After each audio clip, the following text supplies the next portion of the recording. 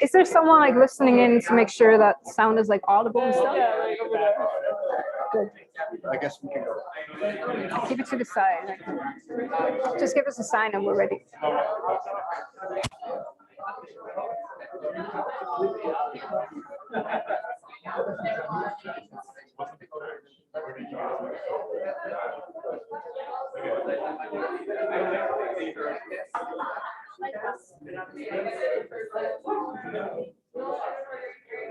I was gonna I just remind myself you're gonna have like free breakfast. I saw, thank you. that was very nice. yeah. It's a very nice place to stay, Schimmelpenninck. I remember the year before they sent people to the student hotel and it was like, it's decent, but it's still a little bit basic. Yeah. And they were like, for 10 euros extra, you could also go to Schimmelpenninck. Yeah. Very, very good decision. Tomorrow morning, my breakfast will be like sitting with my daughter. I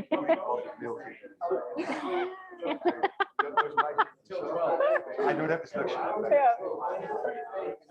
Oh, he only has to go back to Utrecht, so he's going to be fine. Sorry? All right. I mean, I would say. Yeah. Right.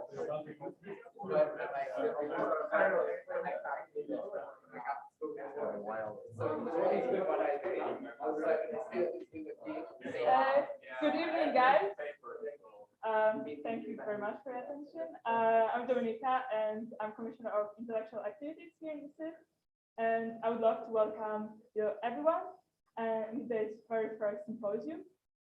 We at the SIB are the largest internationally oriented student association. And every Monday we organize intellectual events. But this is not the only one thing we can offer to you.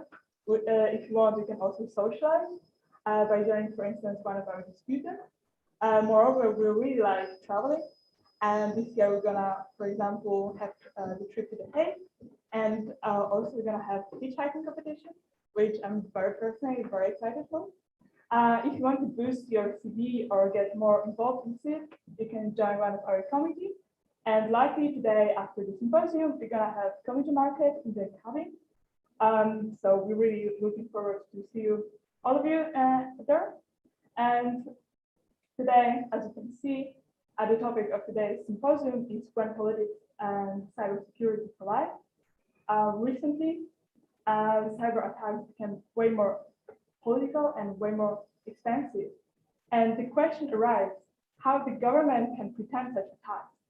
And in order to answer this question, we invited for today's symposium Bart and Dorien. And they are both works for Clingendael Institute, where they're responsible for training diplomats in cybersecurity. And without further ado, I would love to hand over the word to them. Thank you.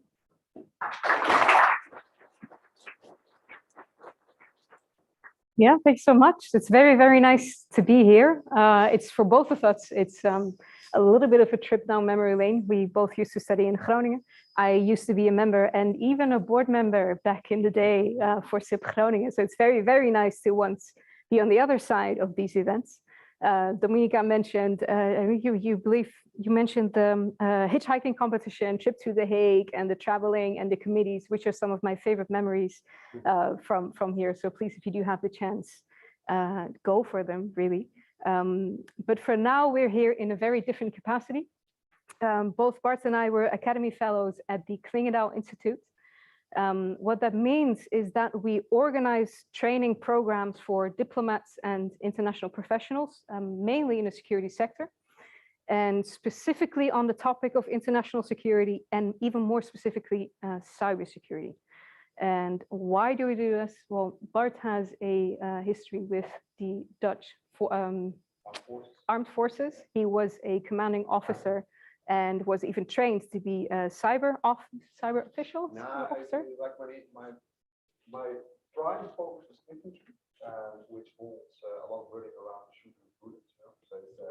So it's, you said Dominica, intellectual capacity, such on. Don't raise the bar too high, especially regarding infantry. not always the most intellectual part of the armed forces. But later on, we, for example, we deployed a couple of times for this last thing for the NATO enhanced forward presence in Lithuania. And in that sense, we really learned and really were trying how we can implement, for instance, cyber capacities with physical capabilities, right? So we're really trying, can we integrate our effects in the physical domain, bombs, bullets, airstrikes, and so forth, together with cyber capabilities. And that's where my focus and my research and my intellectual drive for cyber started. Yeah, and mine comes from, I used to do my bachelor here in international relations at the RUG. After I did a master's degree in security studies, I did an internship in Budapest in Hungary. We wrote security briefings for the office of the president. So that is not Orban, but the other one. We wrote this on like 5G, on Huawei, you know, when that was a very, very big topic, but also Nord Stream. I was in the security and climate department. So a little bit of the crossover between physical infrastructure and the cyber domain. That was where I was doing research in. And after doing that internship there, I moved to the Clingendael Institute, where we ended up organizing training programs, international security, and more specifically, cybersecurity. And that is the capacity in which we've been asked to talk to you today. I brought my assistant with me,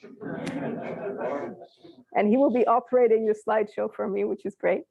So what we want to do with you is have a little bit of a brief introduction on first the broader threat landscape. Right, just have a very, very broad overview of what are the threats, both societal and state push, that we're looking at. The second one is look at specific state operations. So how do states behave in this new domain that we see, that we observe, in these new challenges that we are facing? Next up, after we look at these different threats and different operations, is that we look at what is next, right? How do you respond to these operations? What can you do to prevent them from happening? So we look at the challenge of attribution. Is that a sort of the key word when we talk about cyber operations? Is the challenge of attribution. Who did it? Who is behind this attack? Specifically important when you talk about cybersecurity, because it's so damn easy to wear a disguise in cyberspace. And then, of course, we hope to be fast enough that we leave enough time for questions and discussions. So let's get started. All right. If you want to interfere somewhere in the lecture, like Bart is doing now. Yeah. That's okay. Right? That's okay. Absolutely. All right. You can click 3 more times. Yeah, usually I have this in my hand and it's very quickly. We broadly make it distinguish between 3 types of risks, 3 categories that we work with, the threat landscape in 3 categories, and that is communication, data, and infrastructure. And we talk about communication, we talk about changes in the way that we communicate due to developments in the cybersphere. Think about online radicalization, think about fake news, think about echo chambers. So for example, I put all COVID-19 related examples here, as you might have noticed. In the communication department, Tanzania tramples digital rights in the fight against COVID-19. COVID-19 gave a rise of massive disinformation, anti-Asian hate, anti-Western sentiments in Africa. Specifically in Tanzania, there were a lot of stories roaming around that Europe was using Africa as a testing ground for COVID-19 vaccines, and that China was purposefully spreading COVID-19 throughout the continent, et cetera, et cetera. And this was actually resulting in a lot of violence, right, and a lot of hate crimes. In response, they made sure, or the Tanzanian government made sure, to really, really strictly regulate the online spheres, online media. Foreign journalists now have to walk around with guidance, right? They need someone walking side by side to make sure that they don't say or do any undesirable things. So that is an example of changes in the way that we communicate, right? Online radicalization, echo chambers, etc. Another one, data specific. Data specific is more the traditional way of looking at cybersecurity. It's the integrity and availability of our data. Think about COVID-19 vaccine data, right? Data that you want only in specific hands to be available. I think this was the EMA, the European Medicine Agency, that was attacked by Russian hackers. And they were trying to get the data, trying to get the information on the proper vaccine or whatever was working or not working. So that as an example of how data as a new risk factor in cyberspace. Last one, infrastructure. Infrastructure can be physical, but it can also be a little bit more abstract. So think about physical infrastructure in the sense of your energy system, electricity systems. It can be abstract in the sense of think about your electoral infrastructure, right? Is your electoral infrastructure functioning? Are the website of your government, are they available? Is that working? Or in this specific example, is the supply chain of your COVID-19 vaccines, is that still working or is that under attack, right? Can your trucks still communicate with their base center to make sure that they have the right directions and where they need to go, etc. So I picked these examples specifically from COVID-19 to illustrate different categories that we try to distinguish between. And then we move to specific operations. In all these three categories, we can also distinguish between specific acts starting from a state. Right, so in the field of communication, we can talk about disinformation campaigns. So actively taking advantage of this threat landscape and purposefully spreading harmful and wrong information. That's when we're talking about the disinformation campaign. CNE, CNA, anyone familiar with these acronyms?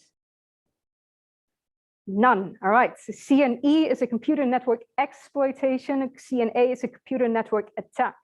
And as you maybe perhaps can imagine, computer network attack is if you actively attempt to disrupt a system, right? Take it offline, make sure it's not working anymore, make sure it's broken. Computer network exploitation is simply enter a system, look around, perhaps look at the data, look at the information that is inside. In the beautiful Dutch saying that we have, kijken, kijken, niet kopen, right? Looking around, see what's inside, but not really touching anything. So the CNE operations is what we can connect to threats in the data sphere, right? Just looking at the information that is there. Computer network attack is something that we can link to infrastructure related threats. So really destroying a system, destroying a structure or a process that is vital to the functioning of your society. So that's sort of a categorization of both the threat landscape and different types of state operations that we can observe in cyberspace. Make sense so far? Let's see some nodding. All right, let's go. Then let's dive a little bit deeper into these different types of operations that we're seeing. One more. These must sound familiar to you, right? MH17 is when Russia was very, very purposefully trying to deflect the blame of the downing of the MH17 plane by spinning a lot of different narratives. Either it was Ukraine that was actually sabotaging the plane. I think even Australia was at one point accused of sabotaging something. Even the CIA was at one point blamed for purposely shooting down the aircraft to sort of pave the way for an American intervention at one point. The other headline on the right side is, I believe, from 2 weeks ago. It was 2 weeks ago. As you probably know, the German elections are coming up. French elections are coming up. And if you're a little bit into EU power dynamics, you know that the Franco-German axis is one of the most powerful power blocks in the EU. So these two elections over the next half year are really, really something to watch. And the fact that Russia Today, the German version, RT Deutsch, was one of the most viral news sources or media outlets on social media in the last couple of weeks. And whether that is because people are making fun of their contents or if they are actually purposefully pushing their contents, I don't know. But the fact that that is the most viral media outlet currently in their online media landscape, I personally find fairly worrying. So that to show that we saw this happening in after MH17, we see it happening today. We're going to see it happening over the next couple of years, probably for some time. Then the question is, why does this work so well? Why are we so vulnerable for fake news, for disinformation? And I don't have all the answers, but I have one answer that I want to put past you, and that's the concept of truth decay. And this was a concept proposed by the RAND Corporation, American Research Institute, and it said, well, if we look at the media landscape over the last 100 to 150 years, what we can see in the last 10 years are four things. And that is, we increasingly disagree about facts and data. Facts are not just facts anymore. We actually actively disagree about what facts and data are correct, yes or no. We also don't really know the difference anymore between opinion and facts, right? Opinions are presented as facts and facts are presented as opinions, and we can't really distinguish between the two anymore. Add to this that opinions get more space, they get more platform than facts, particularly because of social media algorithms, right? Anything that's a little bit more sensational gets a little bit more viral and gets higher on your content feed. And lastly, is what they see is declining trust in institutions. So we can't distinguish between fact and fiction anymore. We give more attention to opinion over fact. And we don't, as a result, we don't really know who to believe anymore. And least of all, we start distrusting our governments. And they connect this, they say, well, this has happened before. Actually, this has happened 3 times before. Once when we started writing newspapers. Once is after introduction of the television. And once after we started spreading around radio systems. And now the 4th time that we're seeing this, that we're witnessing this, is after we're spreading online social media and smartphones. So if you see the red line in between this, they say, well, this is actually a cyclical event. And each time that we're introducing a new media platform, there is a moment where there's a large proliferation of real news and fake news and alternative news. Good news is we don't want to spread doom and gloom. The good news is that in previous times, they also managed to turn it by either regulation and transparency measures. They even mentioned investigative journalism, which probably 5 years ago, not me, but today probably a lot more.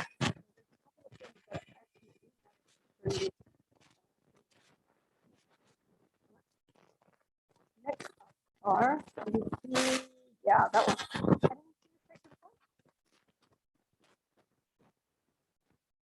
No? Yeah, I may be a little bit too close, but if you look at the wing, it says F-35. It's our new Joint Strike Fighter. If you look at the bottom picture, that is the plane that appeared in Chinese Airways, I think about a couple of weeks later. And it turned out that it was the exact same design. Yeah, a little bit spooky, you know, if I was flying around in the new Joint Strike Fighter, the F-35, and you think you have a very, very significant military and strategic advantage, and then suddenly the exact same plane appears on the other side. Honestly, I would feel a little bit less safe flying around in this thing.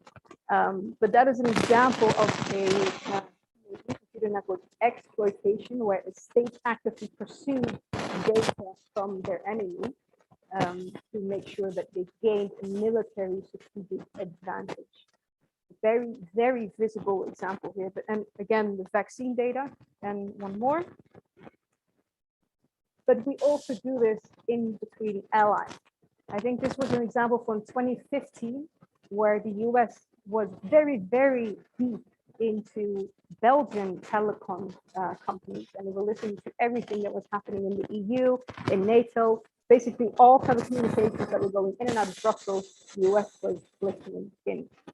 Very, very big diplomatic scandal, very quickly pushed on the rug because that was very awkward and we need the US as an ally, so let's not talk too long about it. But it's happening and still happening, and it will probably continue happening for quite some time. more, and we are also doing this. Right? Another famous example is that the Dutch were actually listening in or actively looking into the rooms where some of these Russian hackers were trying to influence the US 2016 election. A little bit of an annoying detail because the Dutch were looking in. They shared this intel with the Americans and said, hey guys, something weird is happening. Look at these images. They're actually trying to sabotage your elections. You should do something about this. And then one of the American generals made a mention of this during some official function. A Russian general overheard, and they shared this, and they changed out all these security cameras. And gone is your advantage. Just to show how very, very sensitive information sharing in this domain can be, right? We work a lot with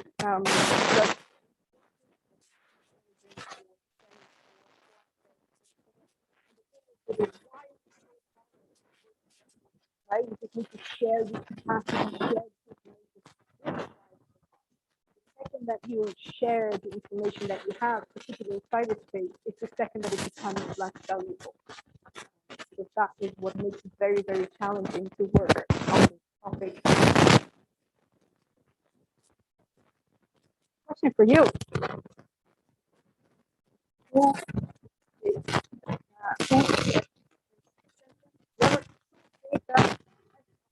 Can I see hands who thinks they will feel on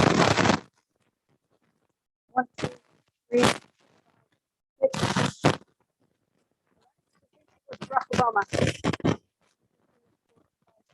Also 6. Who thinks it was the same thing?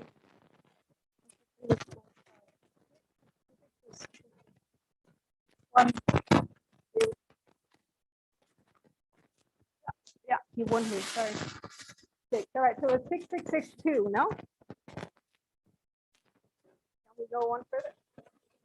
We have 6 winners in this room. Hi, we're seeing things. Yeah, can we go one further? What we're seeing is a scramble for data. Data is becoming all fields, whatever field you're looking at. If it's military, if it's COVID-19 related, if it's economic, political, data is power, right? So what the Chinese are doing very, very cleverly is that they're both reeling it in, right? They are stealing the data. Operation Cloudhopper is a very, very famous example of where they were actively conducting espionage on all 6 continents in very, very large corporations, IBM, HP. They were in all the big companies in all continents, all governments. Very, very interesting report. But they're also locking in all this data, right? So they're not just reeling it in, getting it into their country. They're also making sure that the data within their country on their own citizens is not leaving their country. They're regulating their stock markets now. There are Chinese companies that want to go to the stock market abroad have to get permission from the party now. They can't just go to America and get on the exchange market, right? Sell their companies abroad. If their company has data on more than 100,000 Chinese citizens, it needs permission to sell abroad. So not just getting in the data, but also making sure that the data that is inside stays inside. And then the final category is computer network attack. So actively disrupting systems or processes, whether they are, well, you see a couple of examples here, right? I think Sandworm team is a very interesting example. It's a Russian group. They managed to shut down Ukrainian electricity grids. They hacked Polish municipalities. They hacked Telemonde, I believe, the French, with the television station, right? With the television station. They had NATO headquarters, etc., etc. I believe there's a movie coming out now, Zoom, or it already came out. They were actually named after characters in this movie because in their operations, they actively used code words that were taken from time. I can really recommend the book called Sandworm that really goes into depth in their operations and the groups and their personalities and how it links to But also the larger societal debate, right, on Huawei. Should we really, really use Huawei as a base for our 5G infrastructure? Is that a risk? Is that something we can do safely? I remember when I was in Budapest, there was specifically the research I was doing, and then on the Visegrad 4 countries, so Slovakia, Poland, Czechia, and Hungary, all had different points of view on this question. Huawei, yes, very, very. So, what can we really distill from what we've seen so far? What motives can we see? What is, for example, we call political competition. It can be defensive, like in the MH17 airplanes. Offensive, right? Actively sabotaging someone else's election. It can be military competition. It can be vaccine competition, the economic competition, even financial competition. Right, the North Koreans once managed to steal $81 million from the Bangladesh central bank because they managed to hack. They managed to steal some credentials. It can be really specific economic things. It can be basically anything. So the conclusion that we can draw is that cyber operations can be an enabler of strategic aim, right? So it's not something new entirely. It just provides the tools. It's an enabler or even amplifier of strategic aims that a country already has. It gives you another opportunity. And it also brings about some new players on the playing field because it's very because the threshold is very low. It's very easy to get into this. So whereas obviously you have some of the usual suspects, right? China, Russia, United States, Israel, UK. There are also some newcomers in there. Say North Korea. North Korea would not have been able to reach physically into the Bangladeshi central bank if it had not been for cyber. Right? So it's a little bit of the new suspect, a little bit of the new suspect. But in the end, it was an enabler for existing institutions. What trend can we then see? Right? What is new? What can we conclude from what? So we see an increase in supply chain attacks. I don't know if that means that it is new. Supply chain attacks is when you attack a company that is not just, let's say, an electricity company or utility company, but let's say Microsoft, right? Say you attack Microsoft and you manage to shut down their operations. That means you don't just hit one company. That means you hit thousands of companies and individuals all over the world, right? So it's not just a very, very limited scope of impact. It's very, very broad one. It costs you a little bit more preparation because those companies are by definition a little bit more tech savvy and therefore harder to reach. But once you're in, your impact is incredibly high. So that's the first one that we can see. Second one is that we arrive in hacking as a service as a very valuable business model. So we do a lot of criminals entering the domain, not just state actors, but large organized criminal groups all over the globe, honestly, not just the usual suspects, not just in Russia, not just in China, but we see them in Nigeria, in Cyprus, in Kenya. We see them popping up everywhere, basically, where you can get a handful of smart people together, which leads to a proliferation of threat actors, not just the usual suspects anymore. It's a whole range of new people that are involved. And then we also see increase in new technology leading to new threats.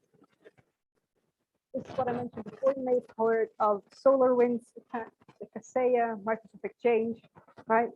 One more, that ENISA, it's a European research agency, they said, well, so far in 2021, we have seen 4 times the amount of supply chain attacks that we have seen in 2020. And we're only in 2/3 of the year, right? So that number is going to go up even more. So this is a very, very worrying trend.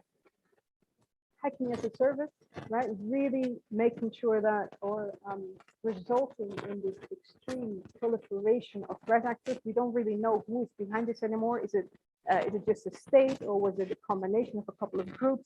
Was there someone in between in this chain, in this kill chain more? And that means that we can't look at the usual suspects anymore. This is an overview of APT, Advanced Persistent Threat. These are known threat actors. We know who's behind this. We know what country they're from. We know a little bit about their MO. We know what they're doing, what they're interested in. Just a quick question. What comes to mind when you see this overview? What do you see? Yeah. Communism. All right, another answer. Yeah. Yes, very good. Exactly the answer I'm looking for. Yeah, that's all the countries that the US does not like, because who makes these lists? They're American cybersecurity companies, whether they get their money from the US government. Exactly. Yeah, these are APT 1 to 41, and it's mainly China, a little bit Russia. We see some Iran at the bottom. We see North Korea, and there's one outlier. If you spotted it very well, did I do it soon?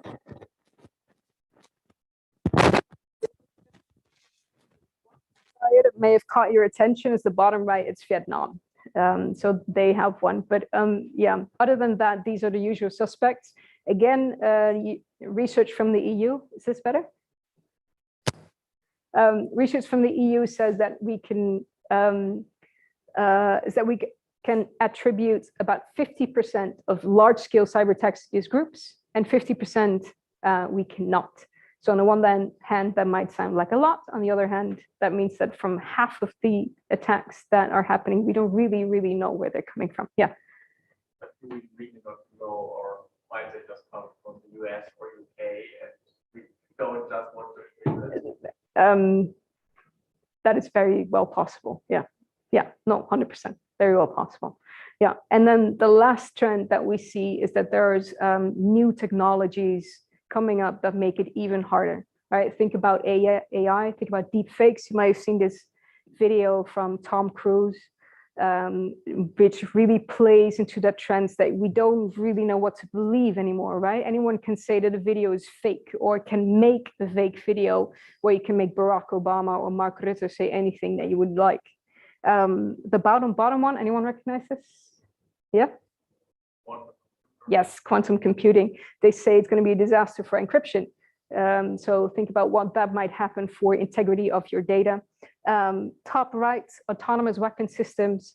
Them in itself are an ethical dilemma, but think about if they're connected to the internet, right? Think about people being able to actually disrupt those systems, hack into those systems, et cetera, et cetera. One more. And this is a beautiful example that Bart tried to make. We did our own little bit of experimenting and trying to create a deep fake. It was very hard, as you can see, right? It's not perfect. If you look very closely, you can recognize the face on the right. We tried to make him speak Russian.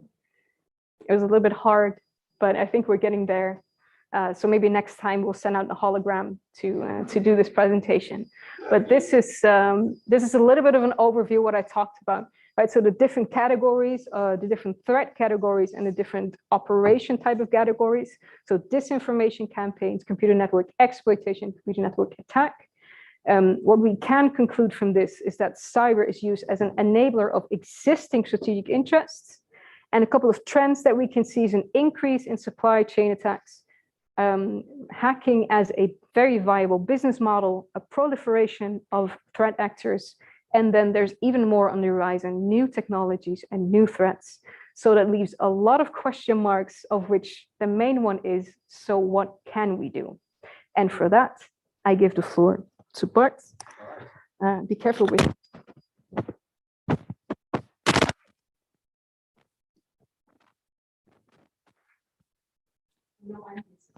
Right. Yeah, so as high on my collar as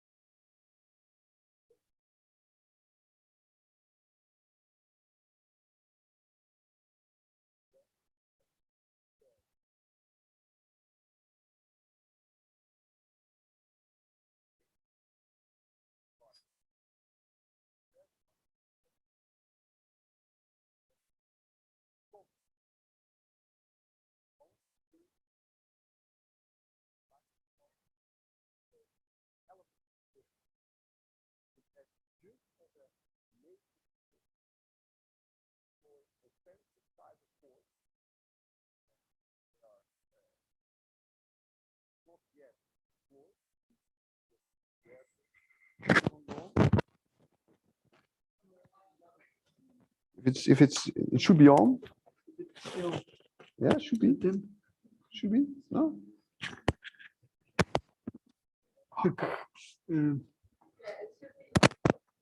I can put it on my lip there.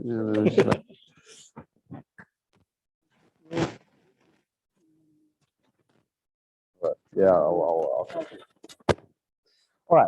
So cyber attribution. So how do you hold the state accountable for his actions, his or her actions? Next slide, please. And for that, I have an example, Olympic Destroyer. An Olympic Destroyer is a cyber attack from 2018, the Pyongyang Olympic Games.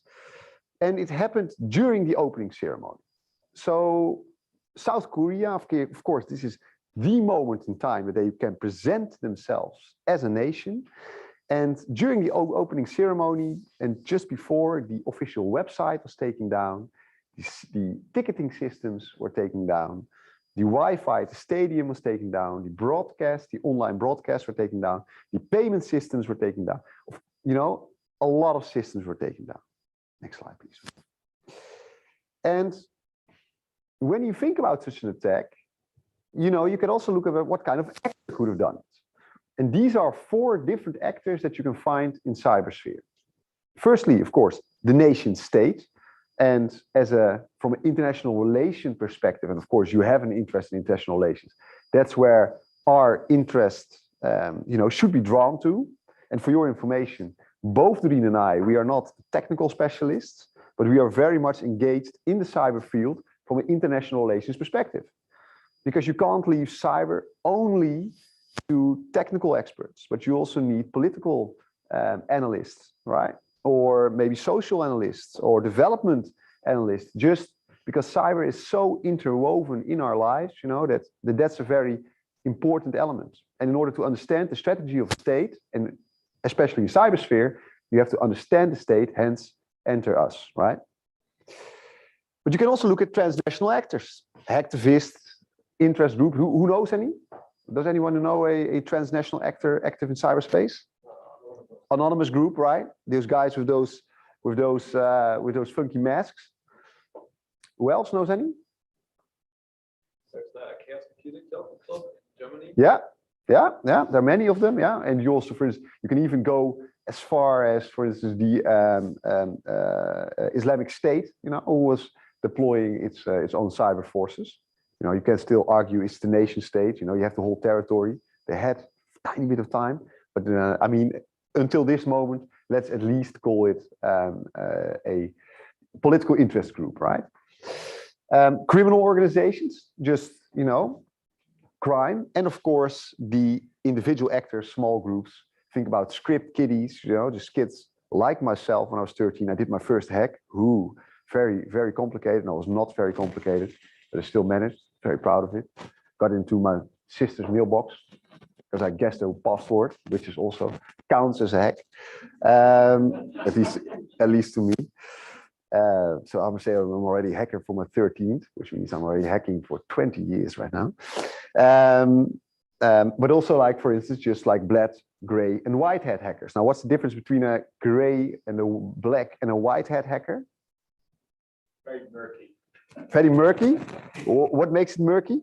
Well, it's because they can say they're one thing, but then these other things. Yeah, well, it's exactly right. And the point is, it holds towards their ethical deployment, you know, or the ethical. A black hat hacker is just there for his own ethical perspective, or at least for his own benefit, right? Crime rate, white hat hacker is driven by a certain ethical code, you know, that makes it ethical viable. The gray hat hacker is tough, whoever pays that. So that's a good one. Next slide. Anyway, so my question to you, and I'm going to fool a bit with these. I need this guy, you know. I need this flip chart. Now think about the Pyongyang.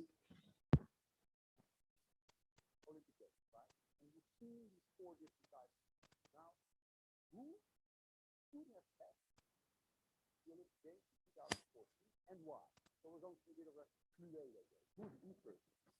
North Korea. Why?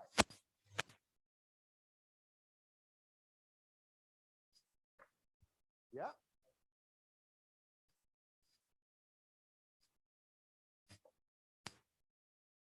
Yeah, fair enough, right? So it's the obvious one. North Korea. All right, clear point, right? Historical reason. Who else? Who else? China. Why?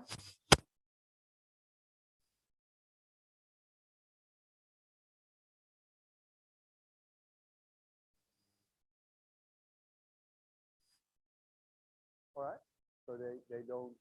All right, fair enough. Yeah. So you know they just want to rule the party as a neighbor. Oh yeah, yeah. So they're just in order to create a bigger contrast, you know. Yeah. All right, fair enough. Cool, got it. Who else? All right. So it could be a activist group, right? I mean, it's quite a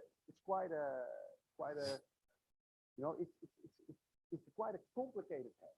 So if you see like hacks like these, usually it's not an individual because it's just too complicated. But yeah, exactly. So you really need a team, you really need a coordinated team because they went into the payment system, they went into the Wi-Fi, they went into the broadcast channel. They did so much. One single guy, although you have to be very brilliant, you know, maybe in that case.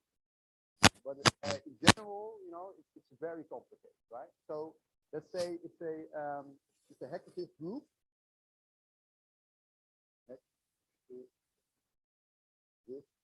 On the payroll of the nation state. Could be, right? Well.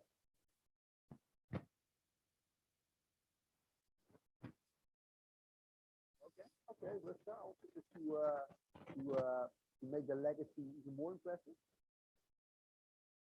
All right, fair enough. Okay, got it.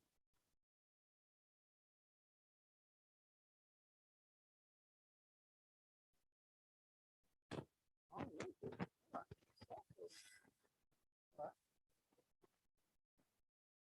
Like it. Okay. Let's just stick to these. So we have a couple of or we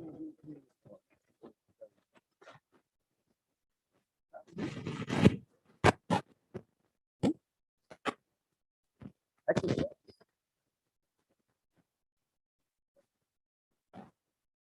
one. So you can diverge the blame onto someone else, right? Okay, yeah, it's an interesting one. It's just like a decoy. Okay, I'll just, which is not uncommon, by the way, right? Usage of decoys. It's much a trick in cybersecurity. Okay, so we have these possible actors. Now let's take a look. If you want to indicate a cyber attack, if you want to attribute it, you need 5 different elements, right? In order to hold somebody accountable. The first one is Tradecraft. And if you look at how a hack is conducted, the most difficult element for hackers to replicate is what we call the TTPs. You know, it's the techniques, the procedures that are being applied, and so on and so forth. So usually hackers operate in a certain way, in a certain system. And those are quite distinct for a certain organization. And that also relates to number 3, malware. Usually there is a certain pattern or a rhythm how they deploy and how they use malware in order to hack somebody's system, right? So there's a bit of a difference how a Iranian hacker works versus from Russian hacker groups, for instance, Chinese hacker groups. But there's also a nasty element in it.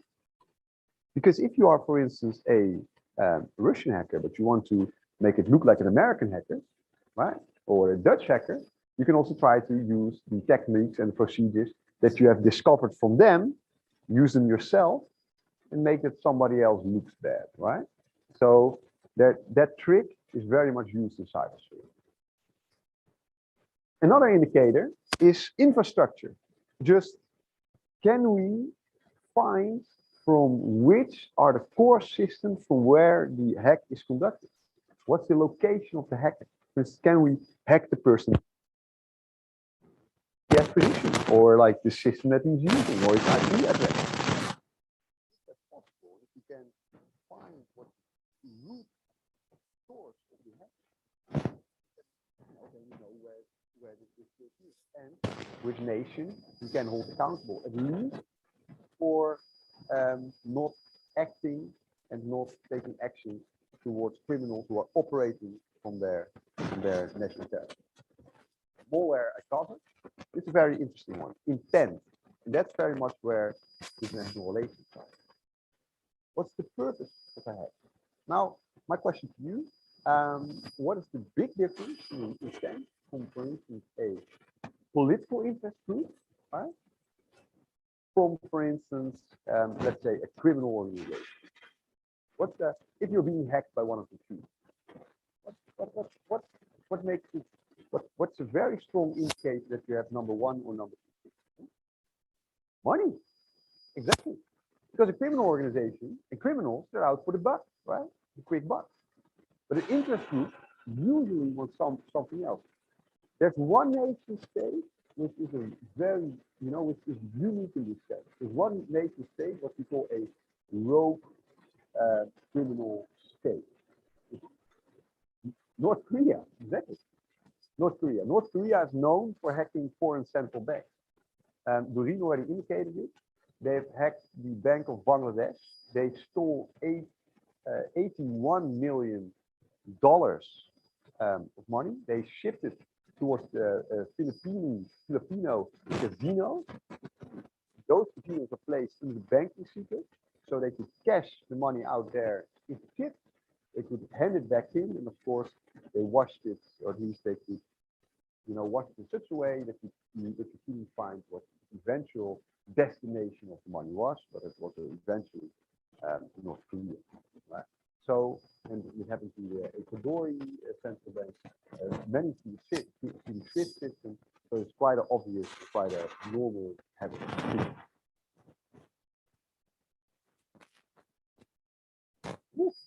Yeah, well, the interesting thing is that they were out for 600 to 800 million, but the hacker made a typo.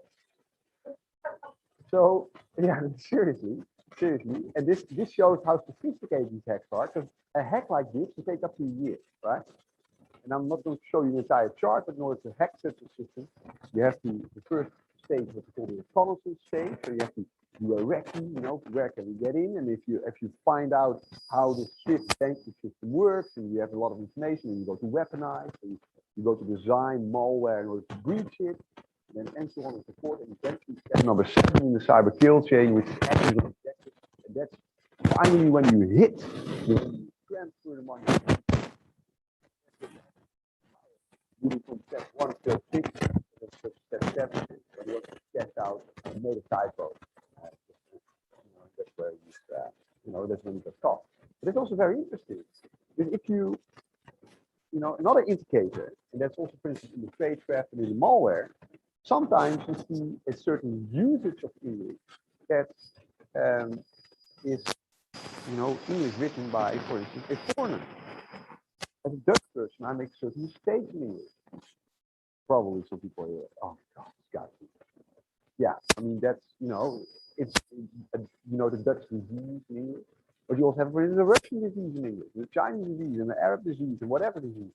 So each different nation makes their own specific grammar mistakes, and sometimes you can find that in the malware, which is also a very clear indication, or can be a very clear indication that is from a certain region or at least from a certain state, where they've written this malware. These are all different indicators how you can attribute a cyber attack. Last one is indicated from external sources, but can be very useful is the information that, for instance, Microsoft or Kaspersky or CrowdStrike, all these big Symantec, McAfee, all these big, not McAfee the person himself, it's a bit of a different story. Good documentary on Netflix regarding these. But in general, right, these companies give quite good specific information about certain hacks or malware that they discover, where they can find, and where you can allocate it to, or where you can attribute it. These are 5 different elements that that you need to use in order to hold another nation state or group accountable for that. Still so far, all right? Next slide. But it gets foggy. Now, because if you know this, and we are an international relation, and you are deployed offensive cyber force, you don't want to be held accountable, right? I mean, that's pretty fucked up. You know, if you are deploying, you know, you're stealing all this money from your neighbors, whatever, or you're interfering in somebody else's election, and you are getting a United Nations resolution on your ass. You really don't want it, or you get NATO against you, or whatever. So you want to make it look like somebody else has done it, or at least you want to make it very difficult for your opponent in order to hold you accountable. So what is a very obvious and a very common practice is that a state uses non-state actors, or they use hacktivist groups or interest groups in order to deploy those activities through them, or at least for their hackers, which are maybe paid by the state, make them look, or they use a certain cover that they are a hacking group, right? They are a criminal organization or something, just in order to divert accountability towards the nation state. Next slide. So this is quite an interesting slide. A lot of information, but I found it very, very interesting. These are 11 stages how states can be involved in cyber attacks. And the first stage is full-on state integrated cyber operations. You have, for instance, like the Dutch Cyber Command, right? You have your own hackers, they are on your payroll, and they are acting upon your instruction and your instruction. But if you look at number 5, it's state coordinated. And in that case, right, we will shift. In that case, we have the national government coordinate the activities of third-party hackers, hence criminals or interest groups or whatever within national borders. North, when there are criminals acting from the national territory, that will have against them. State number 10, one of the last, state number 10, one of the last states, state prohibited but inadequate. You want to act as a state against the operation of your premises or from your territory. Fine. So, is that the involvement of states in cybersphere is way more complicated than just a binary yes or no. It's a very gray and a very vague area. And usually, in reality, you see that a state is involved, but they try to make it look, they try to make attribution very, very complicated. So far. All right? Dorien, next slide. Now, let's spice it up, right? We have North Korea, we have China, we have hacktivists, we have Russia, we have local organizations. If you are, for instance, let's say you are North Korea, so if you want to make how would you do it?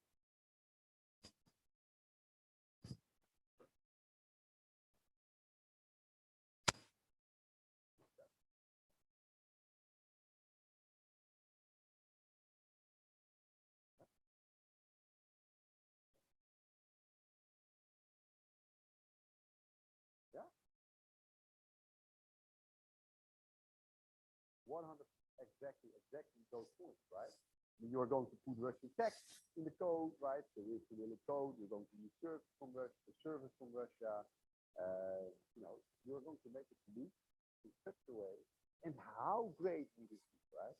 If you hack people and you want to create a total fucking, right? You really want to create it. And you are, for instance, in this case, North Korea, but you are going to force the entire international community, you're going to believe it, you're going to create such a decoy, and everyone starts to point towards great stuff. That's awesome, right? If you want to create a match. I mean, then shit is okay. Same if you for even better, right? If you make tire because if you point towards China and they're really able in order to call China out to some international organization. Don't everybody else, right? So that makes attribution very complicated. Because all the science, it's too easy to actually. If your response is too quick and not very filtered, because you have very clear indicators that from certain you might create a might create a so in reality, now what we have to look at technical, right? You identify the right one, you use the suspect in this case, North Korea, China, Russia. And all states are capable of cyber. Mostly China, Russia. In reality, in this very moment in time, for North Korea, there is no clear political motive to do this. In fact, this was one of the moments in time with North Korea and South Korea.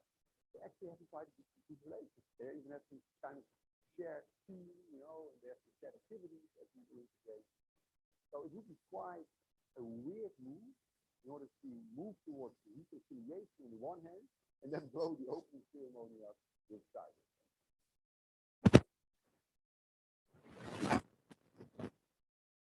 Yeah, but it was after. It was after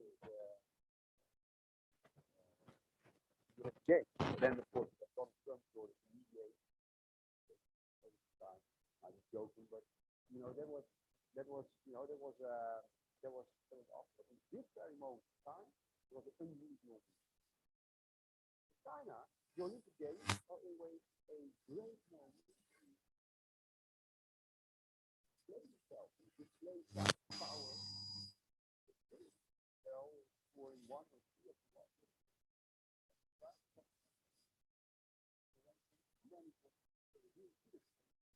why you should not sell the home in the States in China? I mean, why is you need it? But for Russia, they were excluded at the Olympics because they were called as doping scandals. They were not allowed in the 2018. So for them, there was a bit of an incentive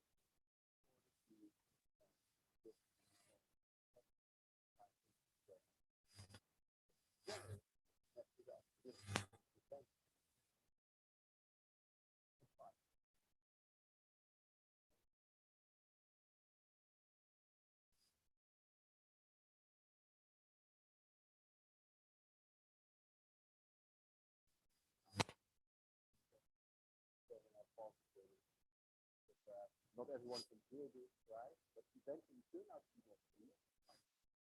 And they were accused by now we're talking about October 2020, right? This is up to years of research. It takes a lot of time to execute. Especially this one, because it made it look that there was a North Korean incentive and a lot of Chinese data networks. Chinese. So there were a couple of false flags.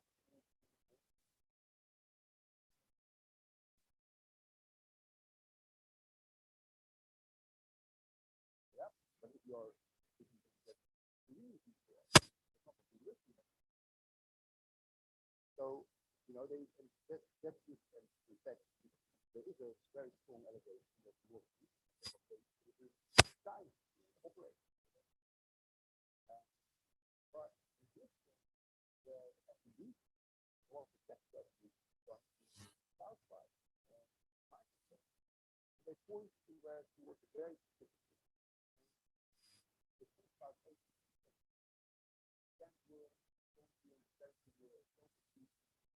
They all talked about very specific hacker groups with code names, but they didn't forward out to them.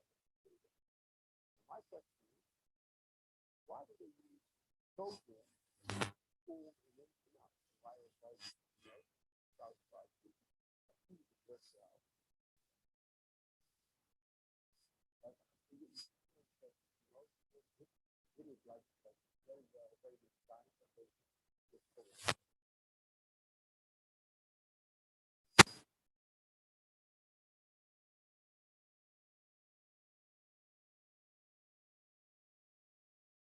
Fair enough, fair enough, fair enough. So they really this crisis that we like the small clip that I just showed from the background for FBI side, right? The point was specific hackers, but they also do criminal justice system. They are going to hold those hackers accountable for that, and not specifically nations. This is actually quite often a first practice in the financial system.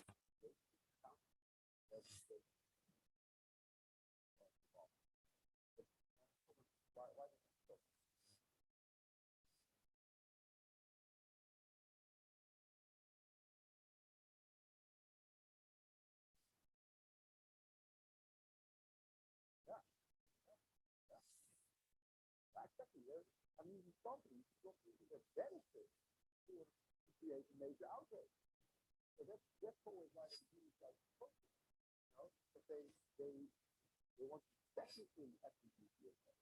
They want to stay out of politics. Right? The politics, that's for business. I very involved with broad businesses, very often discussed.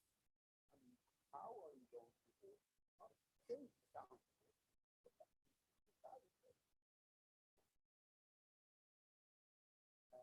Something that's technical, political side, not for those songs, not for the that still want to operate with as well, with the Russia or China. It's not very good to do. What is that?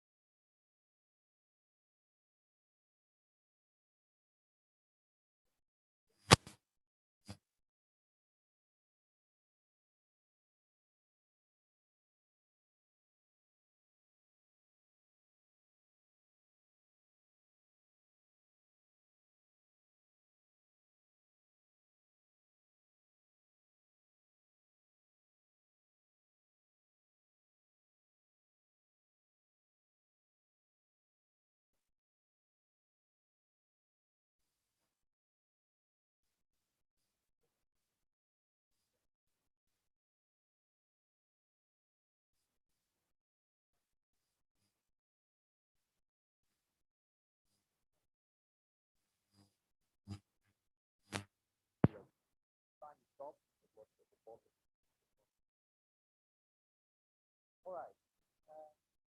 Yeah, this is very roughly how you decide how you can take down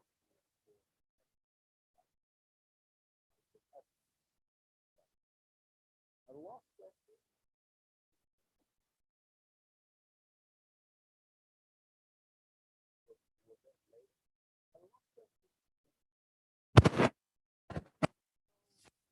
You are and your nation has been under it.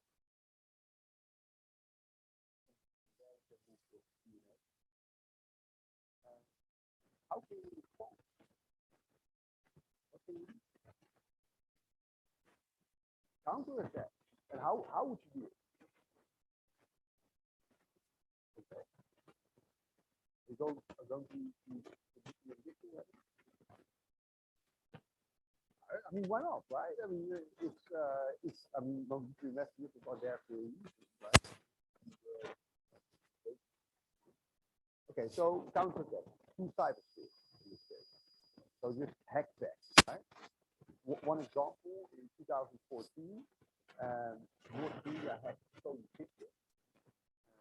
They made a movie called Big Deal. Not so good. They made a, in which like a couple of American comedians made a lot of fun of Kim Jong-un, North Korea. They didn't like it so much, especially the political place time, in the context of 2014. Kim Jong-un was just in power, not so serious, the movie was not very timed very well. North Korea has shown a lot of them. One of the sponsors, the United States, DDoS, back the entire North Korean internet. By then, it existed approximately again around like 6,000 students. So the entire North Korean internet is not a big, still hacking back is not. What else? Who else has an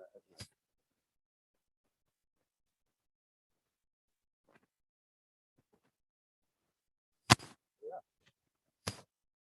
Oh yeah. Yeah. That's what you just saw, right? It can take 2 years. So usually, if you want to respond immediately in order to, like action and the result, right? You want to connect those two. It's very difficult in cyberspace. So there can be a very long time between actually finding truth and justify.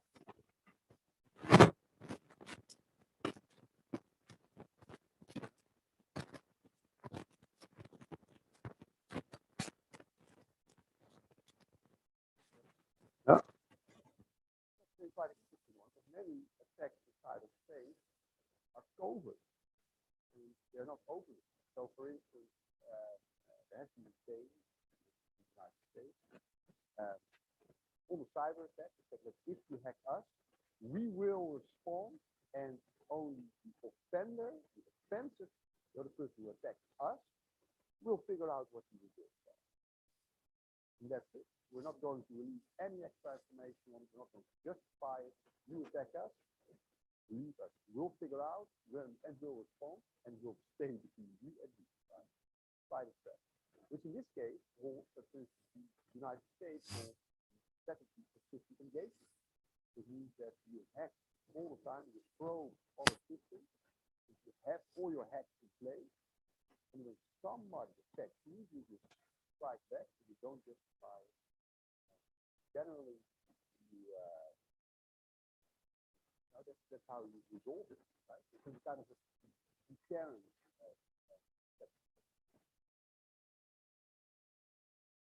So if for instance, you can hit me in the face quite easy, right? Because I'm just saying this. But believe me, I'm going to hit back, right?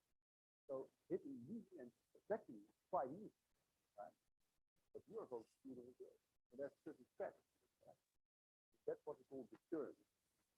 That's what they use to the system engagement. Because if you want to your entire vital industry, it's so complicated, it's so complex. You have to go towards the engine. You have to go towards the water management. You have to go towards the hospital. You have to go towards the police. You have to go towards your military. You want to protect the vital economic industry. That's the infrastructure in the United States. So outdated in many places. Very difficult. Go on south, take that block. Yeah, in this case, that's what it is. So you have cyber capability, covert, opening, and I'll just move quickly to it. I also want to make time for Q&A. 4 minutes. Israel, 2019, responded to a cyber attack from Hamas, and allegedly by bombing. So the evidence that proves one piece is very difficult. But they just see a big bomb on a flat, right? Because this was Hamas hackers, and the action operation is now disturbed, shut down. Quite stable. Yeah. So you can physically respond.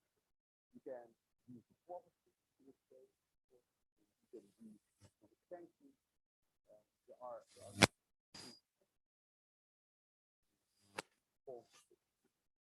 attribution, what I showed you, can do and can you actually find the source of the cyber attack that really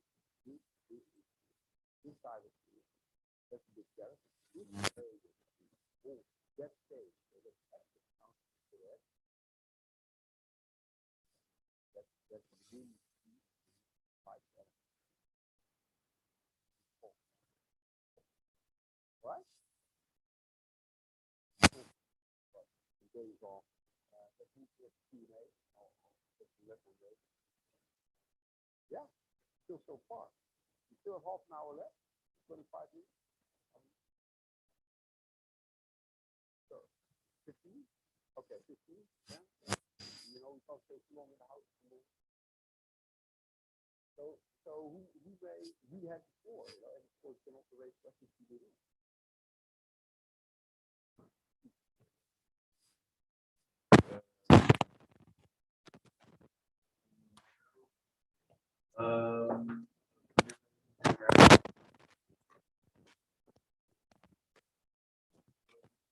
So maybe you guys want the whole organization is like Gazprom or Delmex, or are we different guys? I would never dare to call us directly the good guys. But to say that we're attacking civil organizations, well, it depends on your definition of civil organizations. Are you aware of the IRA, Internet Research Agency? The Internet Research Agency is supposedly a think tank, you know, much like Clingendael itself, based in Moscow or St. Petersburg, one of the two. And probably coincidental, the location or the origin of a lot of cyber attacks.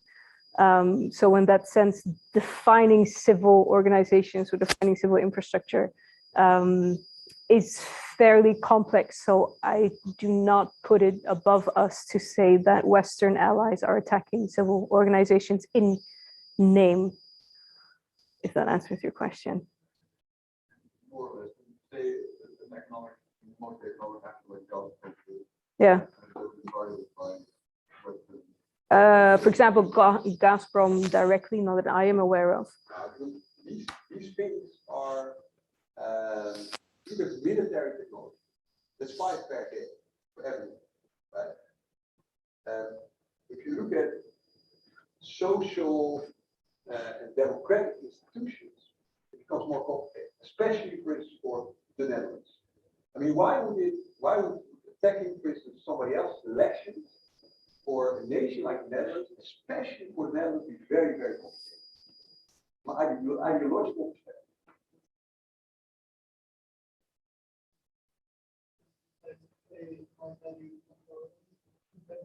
Yeah.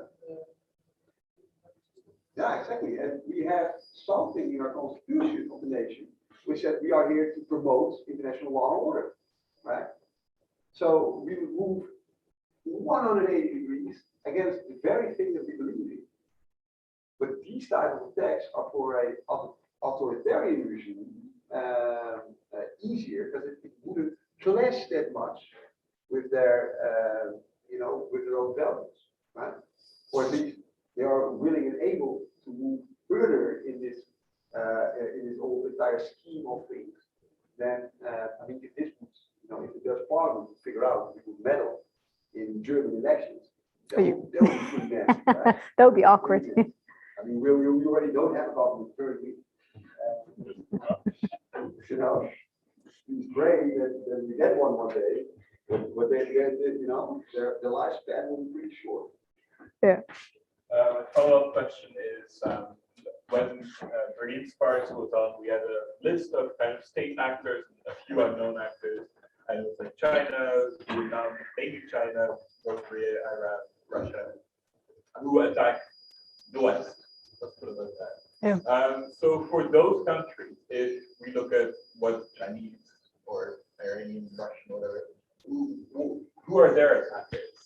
Like, I know that the Dutch intelligence agency has previously hacked Iranian nuclear silos in tandem with Israel. Yeah. So, like, is it like the Netherlands, Israel, US? Maybe are there nations There's some really interesting research on this. They define this in what they call offensive cyber power. And they made a list, I think, a couple of years ago, where they made a ranking of cyber power. And I think the Netherlands was actually listed as number 5, which is completely out of proportion with our standing internationally, right? It doesn't make any sense. But apparently we're so good at doing these things internationally, offensively, that we managed to get to a number 5 position on this list. And some of the other usual suspects beside the list that we showed are the US, UK, Israel, France, and who am I skipping? Australia, I believe. Australia is fairly active, Japan. So there's a handful of the Western allies that are fairly active in this as well. The fact that, for example, that list of APTs, those are very specific researched groups that we can really point towards. They use this infrastructure. We can even connect these names. They use this malware, this, etc., this MO. And that is because the US and some countries are following this. Now, the UK and France are very good at publicizing all of this, right? They research this and they just publish all that they have to make sure that everyone's aware of the techniques that they're using, the malware that they're using, to make sure that you can protect themselves, but also to paint an image, right? You can make this wonderful image of all these APTs next to each other. And if you look at that image, and it just immediately shows the picture that they want you to see. And who defines these APTs? I mean, I believe that someone over there mentioned it already. It's US cybersecurity groups. They define, they give the names, they give the numbers, they produce this data, they produce these pieces of research. So it's a little bit of framing that's going on there. But then we're all active in this area. If you look at the awakening of Iran as a cyber actor, they really turned out to be an offensive cyber actor after 2010, that period. Now, why specifically 2010? The Arab Spring. Arab Spring could be Stuxnet. Exactly. This consortium of 5 nation states in an operation which is called Olympic Days or Olympic Games, it was called.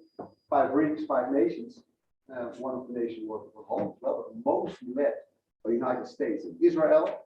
An attack on the Iranian nuclear systems in Natanz and Fordo, which is the second holy city in Iran, that really inspired Iran and that showed them the necessity in order to develop their own cyber capability in order to strike back, right? So in that case, we also have inspired our adversary in order to create their own capabilities as well. We're not holding. But the dialogue is still very much so that they are the threats and we are the cyber offensive capabilities. Yeah, of course. Yeah. Even though I think that isn't true. Well, if that's the impression that you get from us, right? Yeah. But of course, if you ask me, I mean, the one man's a terrorist is the other man's freedom fighter, right? So yes, I am biased, but at least I'm honest about it, right? Right? And another one, by the way, regarding North Korea, the very reason why North Korea is able to act very aggressively in the world stage. I mean, this is a nation which is totally disconnected from everyone. Even China has issues with North Korea. So what are you going to do against North Korea to hold them, or at least to make them stop cyber operations?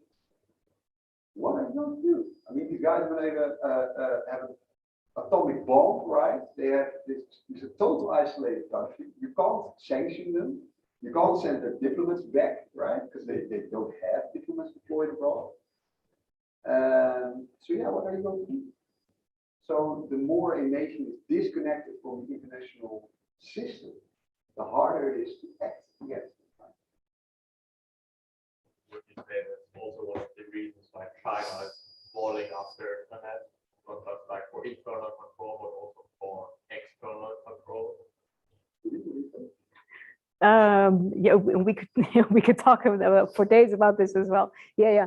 Yeah, that's when you talk specifically about, say, retaliation in cybersphere. Makes it very hard, right? Because they have such extensive control about their internal internet environment, which is technically insanely impressive, socially perhaps a little less desirable, and a little bit scary as well. And the societal effects of this are also very interesting. For example, the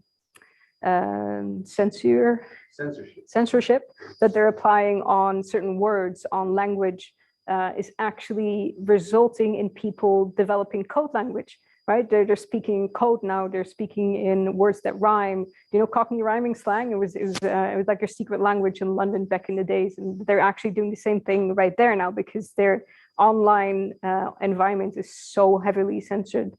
So in a way, that provides you protection, right? If you have such a shut off online environment. On the other hand, people will find entries. The same with the VPN, right? If you people say from inside China, yes, you can use a VPN and try to access certain websites. On the other hand, internet service providers will recognize that type of data communications and will also shut it down. So it's a little bit of a cat and mouse game in creating insurances, creating safeties or control or censorship, and people finding ways to circumvent this. So it goes back and forth. Understand nations in order to understand the behavior in cyberspace. In this case, in China, within China, political stability is a very important element of their entire regime. So what you don't want is that you lose control of political discourse among your population.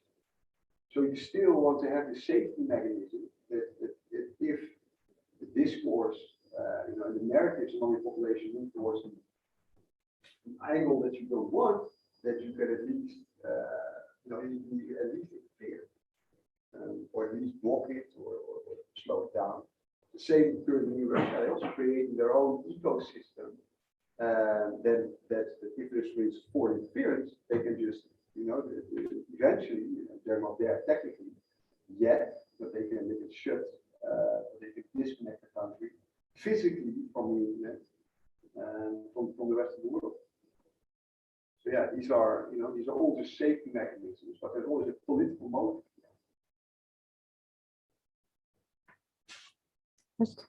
Maybe someone else. Someone else. Yeah.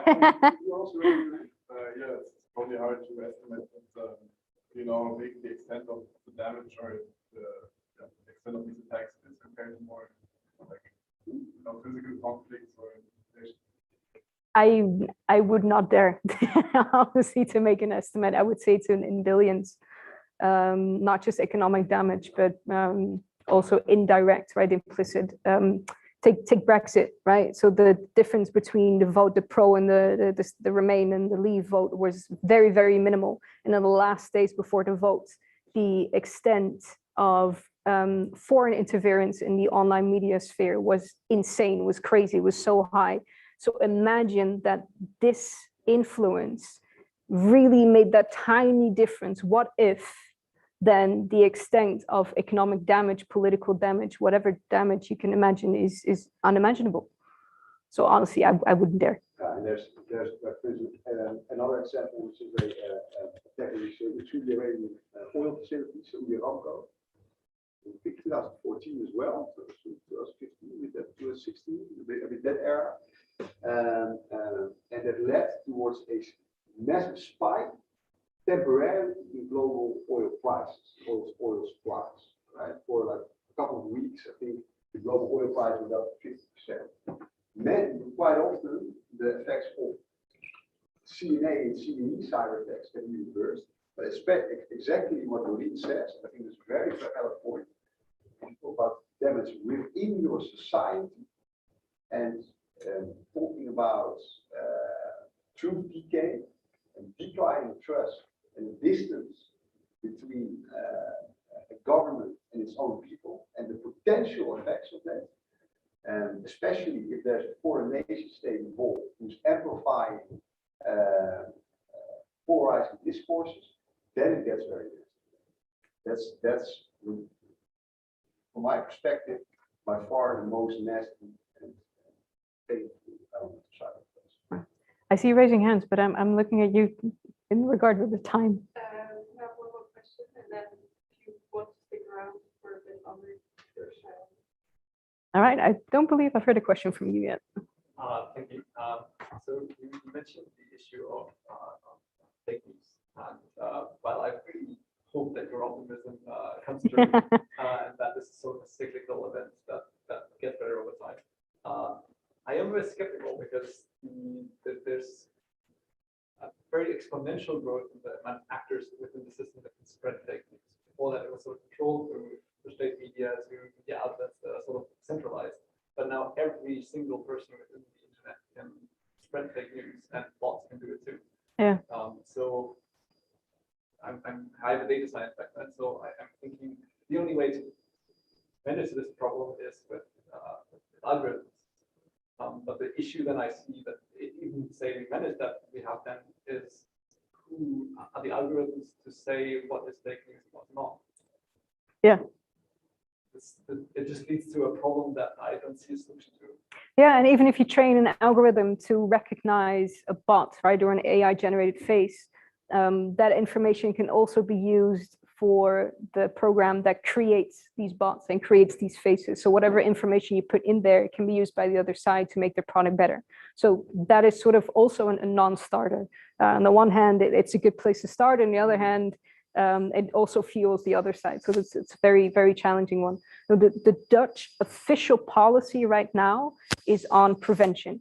They make a distinction between 3 levels. They say we can prevent, we can react, and we can make sure that our information position is solid, right? Whatever that may mean, that probably means that the NCTV is, and that the diensten have a lot of, are gathering a lot of data.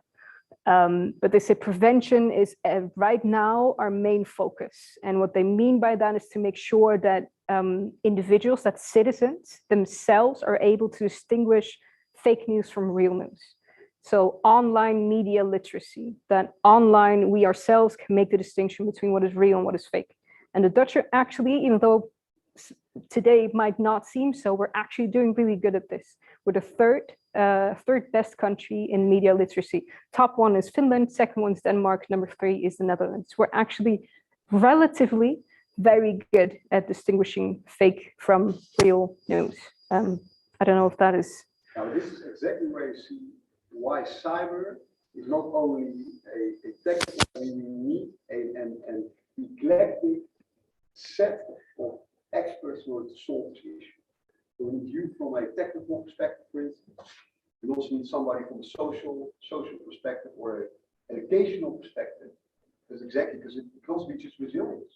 You know, that our kids understand what is shit and what is true, you know, and what is a trusted news source. And you know, and the Facebook is not necessarily a trusted news source, right? But maybe like the proper newspaper is. Yeah, or is not. Or is not. Yeah. You know, Yeah, sure.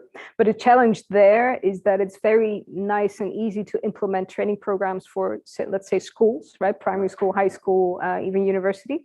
And we're doing that, which is great long term. However, short term, the majority of fake news is spread by people over 60.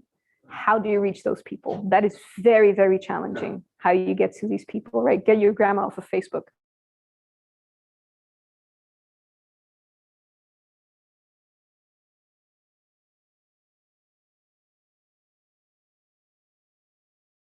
Thanks for having me.